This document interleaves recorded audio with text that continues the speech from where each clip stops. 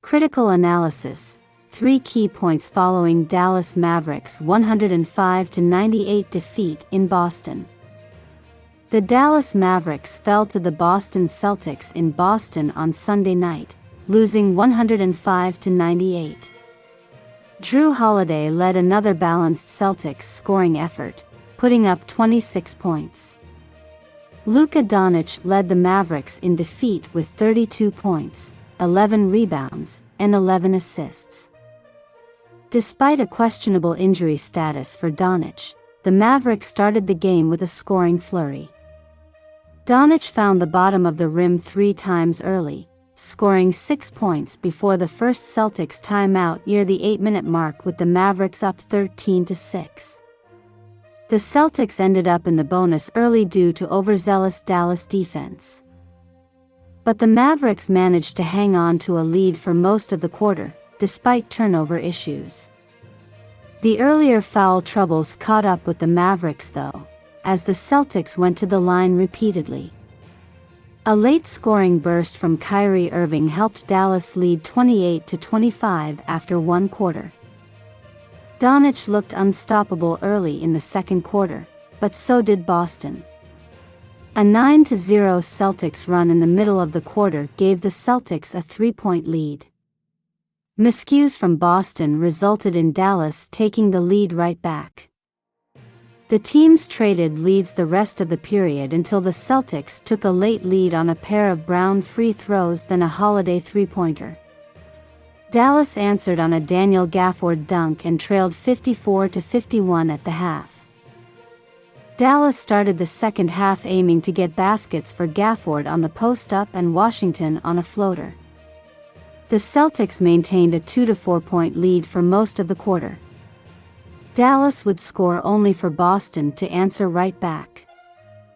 Boston started to pull away in the latter half of the quarter, as Dallas role players failed to connect on any look. Like that, the Celtics were up by 12 points. But Dallas responded and whittled it down to 6 points only for Peyton Pritchard to hit a banked 3 from 35 feet at the buzzer. Dallas trailed 83-74. The Mavericks just wouldn't die. The two teams would trade baskets, but Dallas couldn't seem to cut into the lead for a significant stretch. A Gafford free throw and an Irving layup cut the lead to 7 and forced a Boston timeout. Every time Dallas made a run, the Celtics would have an answer and the Celtics' lead grew back to 12.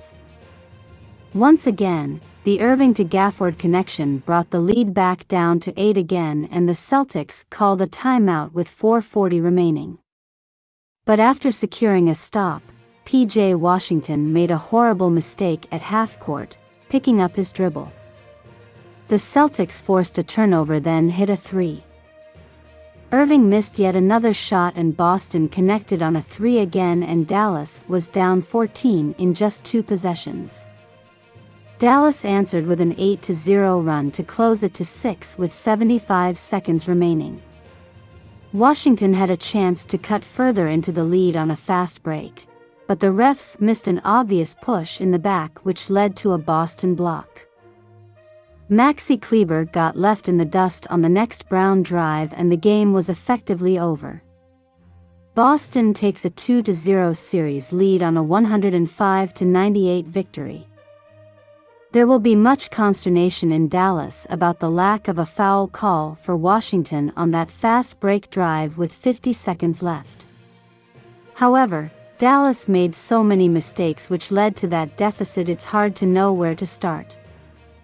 Doncic and Irving combined for 10 brutal turnovers. One of Luka's was Washington's fault, the boneheaded play at half-court leading back-to-back Boston threes. Dallas missed 8 free throws in a game decided by 7 points. The 10 Celtics offensive rebounds led to 10 second-chance points. Not to mention the truly horrid 3-point shooting from everyone not named Luka Doncic. Dallas has to play better. Some jerk in the comments is going to say Luka needs to play better defense and not turn the ball over. Okay, there, I said it okay? Can any other Mavericks show up for more than 4 to 5 minutes at a time? There's a long list of guys who we could complain about because nearly every Maverick was disappointing in some regard. Kyrie Irving played an embarrassing game. He should feel bad because he was awful again. 28 points, 13 to 37 from the floor, 0 to 8 from 3 in 2 games. Derek Lively needs to settle the heck down. Josh Green, these shots are wide open. Maxi Kleber, a coast-to-coast layup attempt? On what layer of the multiverse is that acceptable? I'm sure there are more, but what in the world was that game, guys? I can't believe how bad these guys played. The Celtics shot 10 to 39 from 3, just a hair under 25%. This was the game to steal, and the Mavericks couldn't do it because of the mistakes mentioned above. I'm just sad. They had a chance and they blew it. I hope they can find a way to bounce back, but the hill they have to climb seems impossibly steep. The Boston Celtics outlasted the Dallas Mavericks in a thrilling showdown on Sunday night, clinching a 105-98 victory in Boston. Jrue Holiday was the driving force behind the Celtics' balanced scoring attack, contributing 26 points. Despite Luka Doncic's stellar performance, which included 32 points, 11 rebounds, and 11 assists, the Mavericks couldn't secure the win. Heading into the game, there were doubts about Doncic's injury status, but he started strong, scoring 6 points within the first few minutes, putting the Mavericks ahead 13-6 by the time the Celtics called their first timeout. However, the Mavericks' aggressive defense led to early foul trouble, allowing the Celtics to capitalize at the free throw line. Despite this, Dallas maintained a slim lead for most of the first quarter, thanks in part to a late surge by Kyrie Irving, which saw them finish the period up 28-25. The second quarter saw Doncic continue his dominant play, but the Celtics responded in kind. A 9-0 run by Boston in the middle of the quarter shifted the momentum, giving them a 3-point lead.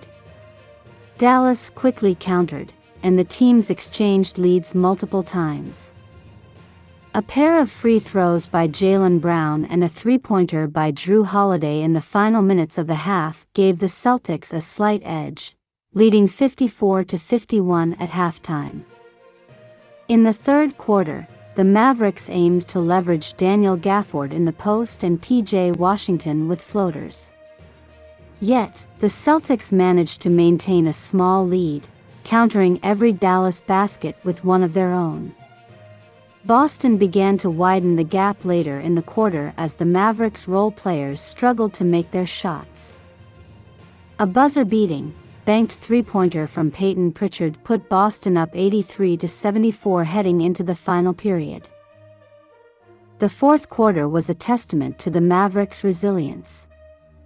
They traded baskets with the Celtics, but couldn't significantly cut into the lead. A combination of a Gafford free throw and an Irving layup reduced the deficit to 7, prompting a Boston timeout.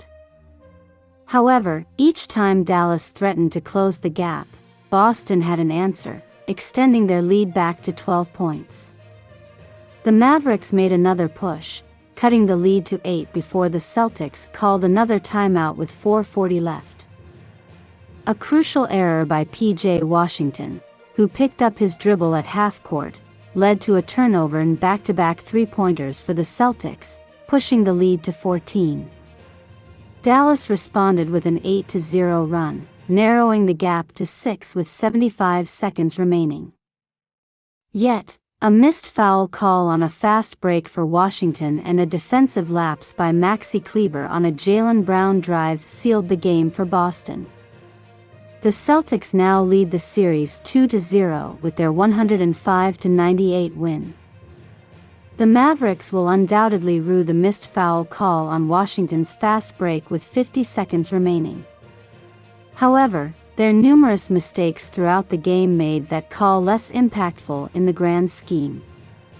Doncic and Irving combined for 10 turnovers, and Dallas missed 8 free throws in a game decided by 7 points. The Celtics' 10 offensive rebounds resulted in 10 second-chance points.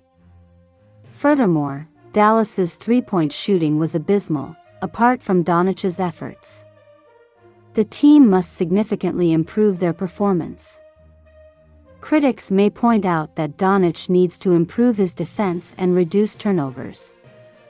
However, the more pressing issue is the lack of support from the rest of the Mavericks. Kyrie Irving, despite scoring 28 points, had a poor shooting performance, going 13-37 from the floor and 0-8 from 3 over 2 games.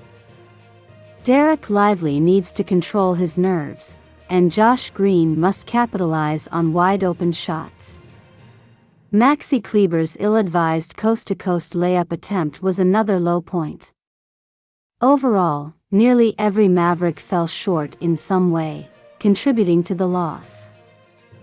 With the Celtics shooting just under 25% from three-point range, 10-39, this was a golden opportunity for the Mavericks to steal a game. Unfortunately, their mistakes prevented them from doing so. This game might haunt the team for a long time, especially if they fail to recover in the series. The uphill battle they face now seems incredibly steep. Nonetheless, they must find a way to bounce back and play to their potential.